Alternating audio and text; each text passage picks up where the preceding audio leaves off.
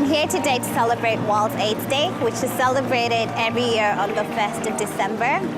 It's a day that we get to unite and fight against HIV, as well as support the people living with HIV. It's our job, it's our duty to try to really kind of engage with the public and be out there raising awareness. We now have trained up hundreds of young people to be young peer educators.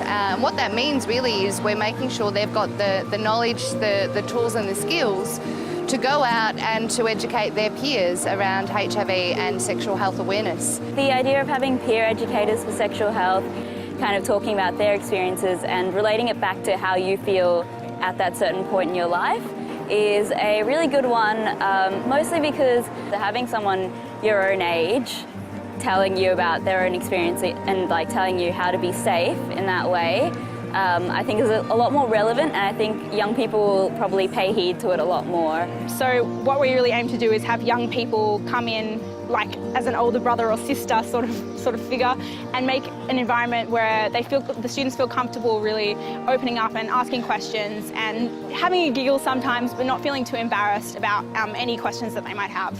One of the main issues facing Australians in relation to sex and sex ed is just making sure that every kid gets a really inclusive education as well, and not sort of assuming that every student is straight and cisgender and all that sort of stuff. Along with this, you've also got issues surrounding lack of knowledge. So lots of people don't understand what the sort of prevalence of STIs in Australia is. So we've actually got rising rates at the moment, quite dramatically rising. And that is another major issue which really needs to be dealt with. There are so many people with different views about whether we should or shouldn't be talking to young people about sexual health.